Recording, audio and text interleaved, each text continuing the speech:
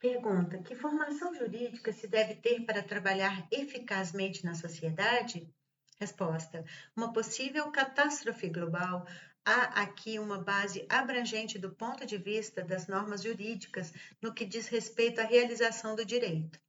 Em princípio, cada Estado tem que resolver o problema da liberdade pessoal. Toda tecnologia de resgate atende ao embasamento legal, que é orientado de forma de que, de fato, preste socorro. Do meu ponto de vista, você pode fazer o seguinte aqui. Do ponto de vista da assistência jurídica, pode-se destacar um direito social de salvação universal que existe originalmente do Criador. Qual é a diferença na forma de informação do direito estatal em oposição à forma do direito criativo à salvação universal?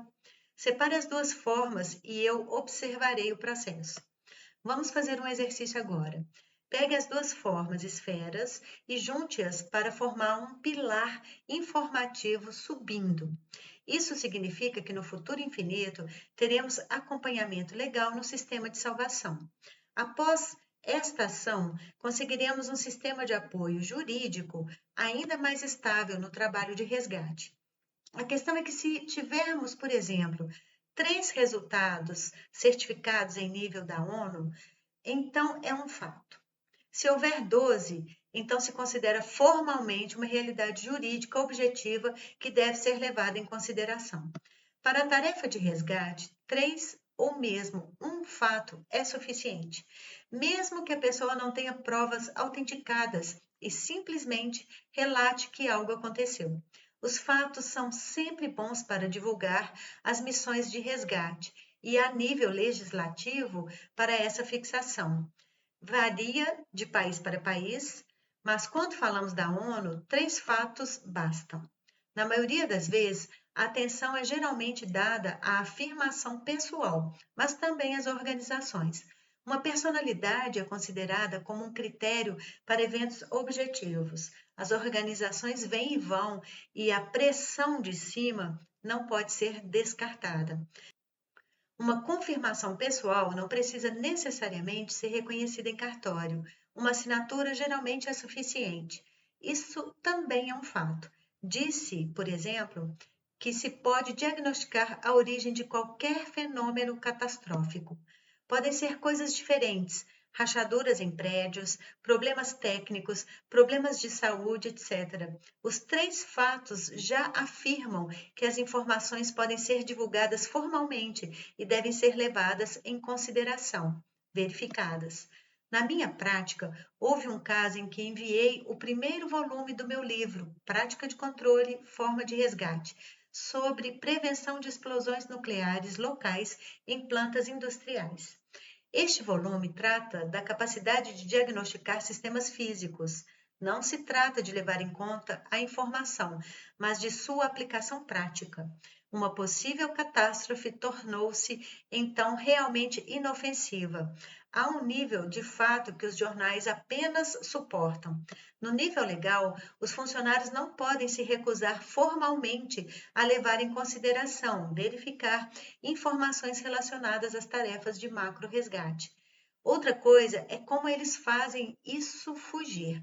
Sua responsabilidade é direcionar as informações para os canais corretos se houver risco. Claro, se a informação passar despercebida ou for retida em algum lugar, será um problema. Via de regra, porém, são tomadas as medidas necessárias. Não importa para onde eu enviei a informação, ela chegou ao seu destino. Às vezes, eu ainda tinha que envolver o Conselho de Segurança da Rússia, mas mais para acelerar as coisas. Mas quando a informação chegou ao destinatário, a resposta foi rápida. Ainda tem uma especificidade em transmitir informações. Às vezes eu apontava os sinais, então as pessoas reagiam mais rápido. Se você desejar convencer alguém de forma independente da veracidade de suas informações, deve usar a tecnologia com o objetivo de persuasão. Neste sentido, acredito que o principal a saber na educação jurídica é que, formalmente, ninguém, nem o Estado, nem qualquer organização voltada para o desenvolvimento harmonioso, pode proibir a divulgação de tecnologias de resgate. Se alguém impede que a informação se espalhe, então é alguém que quer destruí-la ou alguém que não tem conhecimento. Neste caso, você só precisa explicar. Ao mesmo tempo, você tem que estar disposto a explicar o que não fazer. Existem documentos legais em muitos países que afirmam que a proliferação de tecnologias de resgate é apoiada pelo Estado, porque o Estado está lá para proteger seus cidadãos. Quando um sistema estatal não faz isso, todos sabem o que isso significa. A divulgação de tecnologias de resgate é um campo de atividade restrito do ponto de vista jurídico. Mesmo nem toda caridade lidaria com isso, embora deva ser dito que caridade não é igual ao resgate. O mesmo se aplica a organizações comerciais. São principalmente organizações estatais e sociais. Meu centro, fundo, lida diretamente com a prevenção de uma possível catástrofe. Esse trabalho gera grandes volumes de informações e, consequentemente, muitas conexões. É uma tarefa especial. Como proceder aqui? Agora vamos fazer um exercício prático, como controlar os sistemas de resgate em condições onde há muitas conexões.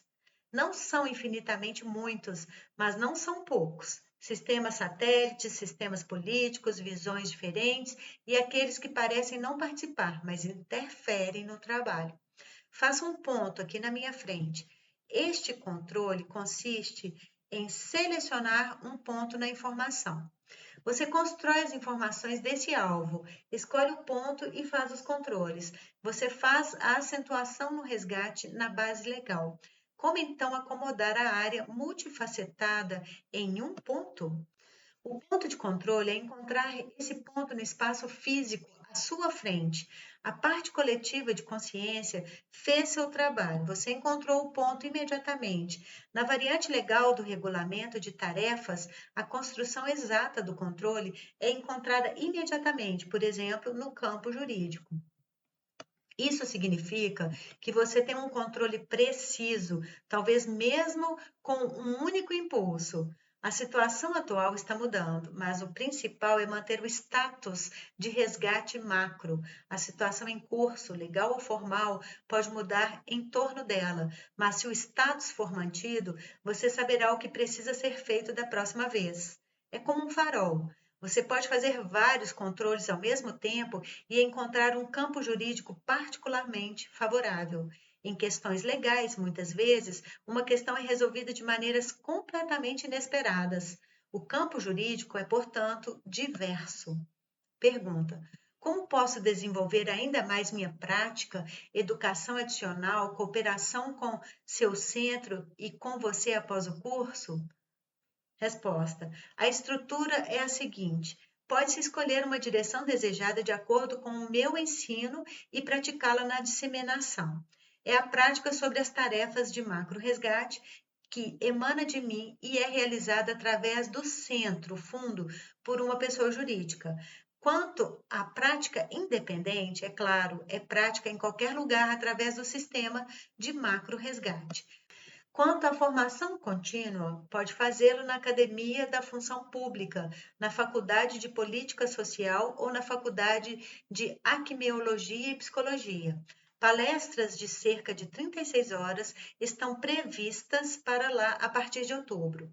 Existe também a possibilidade de frequentar cursos onde podem fazer perguntas. Eu dou as respostas telepaticamente ou na forma de gravações de áudio. Claro, se você estiver interessado em algum tópico específico, pode assistir às palestras relevantes e combinar as informações com a base de conhecimento existente. Há muitas pessoas que treinam comigo há anos. Eu não te proíbo de estudar o tempo que você quiser. Portanto, a interação adicional depende do seu desejo, objetivos e até que ponto você deseja praticá-lo de forma independente. Pergunta: após a primeira palestra, incorporei seu método de resgate. Como eu o entendo na prática do meu trabalho. Depois de receber o primeiro CD, no segundo dia, adquiri o conhecimento sobre a imensidão do cosmos com a compreensão simultânea do trabalho neste plano. Como se deve abordar o elemento como elemento de antecipação do significado da segunda palestra, ou deve-se tomá-lo como uma lição? Resposta: é realmente o caso que muitas vezes transmito o significado da seguinte palestra por telepatia. Isso pode ser visto ao mesmo tempo como um elemento de pressentimento, porque a palestra então ocorreu no fundo de qualquer maneira, mas também como uma percepção telepática, pois neste caso eu transferi o significado ao nível da telepatia mental. A telepatia mental é um estado de espírito do qual se precisa entender e extrair informações, palavras, por exemplo. Nesse contexto, acho que no material da palestra você pode encontrar os níveis onde há sobreposição com lições anteriores ou com o que já é conhecido. Nas palestras, tente encontrar correspondências com o nível de conhecimento que você sempre teve dentro de você. Meu trabalho é dar a você uma educação natural que já é sua. Então, você pode efetivamente passar o conhecimento para os outros e eles, por sua vez, o repassam. Então, você deve ir a tal nível onde o significado já pertence a você. Pergunta: você precisa ser abordado mentalmente ao trabalhar com suas técnicas? Resposta: é claro que você pode entrar em contato comigo a qualquer momento e quantas vezes forem necessárias. Eu não proíbo isso, mas a tarefa da educação ainda consiste na educação através do texto, onde minha informação está disponível de qualquer maneira. É também formalmente uma comunicação. De qualquer forma, vou ajudá-lo, seja telepaticamente ou diretamente, quando se trata da nova literatura, diretamente no consultório, por exemplo. Pergunta: ao trabalhar com seu sistema de esferas para curar pessoas e animais, posso direcionar a energia do amor, misericórdia, compaixão aos objetos? O Reiki? Resposta: claro que você pode usá-lo do seu ponto de vista. Dou os controles na seção ótica apenas para concisão de estilo e para você acumular métodos mais práticos, no mínimo apelar para a lógica. Mencionei na época que se pode obter o controle através do sistema lógico ou através do nirvana, como é habitual entre os yogis. Mas eles têm seu próprio caminho e suas próprias tarefas. No entanto, como todas as tarefas foram mescladas no tempo, após o objetivo do resgate macro, elas terão uma maneira logicamente mais rápida de atingir o nirvana em termos de tecnologia no futuro. Se você quiser juntar alguma técnica, faça isso. Eu dou os controles no nível que você possa escolher seu próprio caminho. Se houver outras técnicas que você sinta que são necessárias, use-as. Você pode combinar quantas tecnologias quiser. O principal é atingir o objetivo do resgate macro. Eu transmito o princípio do desenvolvimento espiritual, onde você pode decidir instantaneamente o que fazer e, em qualquer caso, salvar a si mesmo e aos outros. Neste contexto, não há limitações aqui na aplicação das tecnologias que você deseja. Pergunta: a metodologia de regeneração de órgãos e tecidos de fibras nervosas é uniforme ou há diferenças em relação aos métodos de concentração?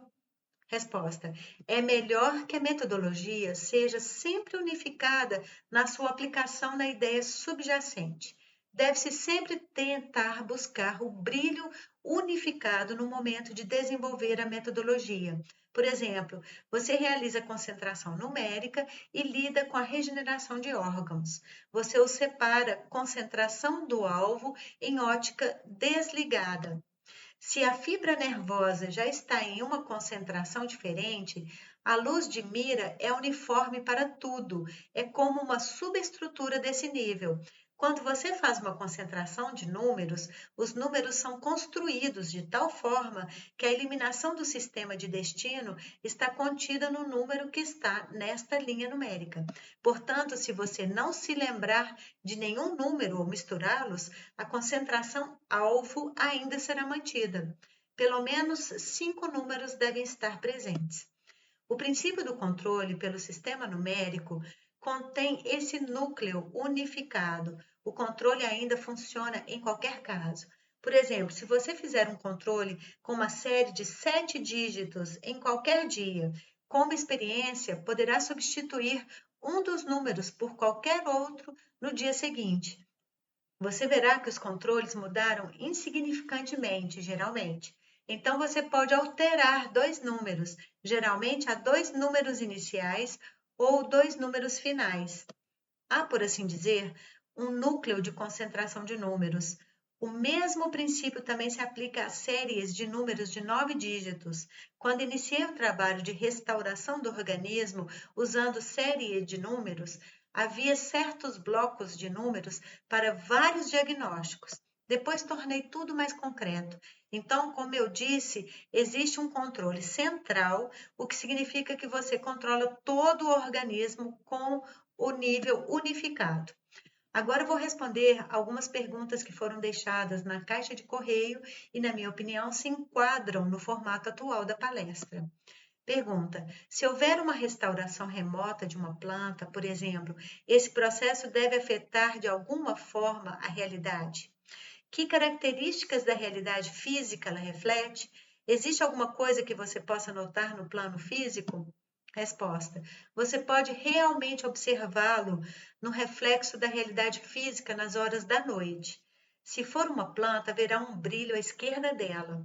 Uma vez que o impulso é dado, o brilho aumenta no momento da reconstrução, mesmo que a sala esteja escurecida, é visível na faixa óptica.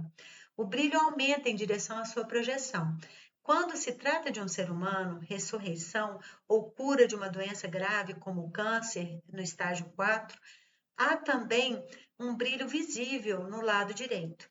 No nível da visão interior, você pode observá-lo ao seu redor. Com a ajuda da clarividência, pode ser visto imediatamente, um chamado brilho fraco. Pergunta: como projetar sequências de números no interior para que o organismo permaneça infinitamente funcional, de modo que os números fiquem dentro e seja suficiente lembrar a sequência de números correspondente para reconstruir um determinado órgão? Resposta: em princípio, tal tecnologia existe. Você pode ler a palestra de hoje. Dependendo da estrutura do organismo, observe a série de números que caracterizam um órgão ou estado específico do órgão. Por exemplo, você está cansado. Qual o número que está dentro, por assim dizer, leva ao fato de que não se está mais cansado? O número 4, por exemplo, restaura a norma. Então, é o suficiente para entender esse número dentro. A tecnologia é tal que não é necessário visualizar o número visualmente, mas você tem que entender que o número está dentro. Então, você tem o sistema de autorregeneração. O Criador também criou os números. Veja como ocorreu com a criação de outros elementos não visíveis da realidade, como palavras e números. Sabe-se que os humanos podem falar e escrever, mas como isso aconteceu? Como as informações foram expressas? Por que você obtém um esquema quando se concentra em números? Isto é para trabalho independente. Com isso, encerro a palestra. Obrigado por ouvir e adeus.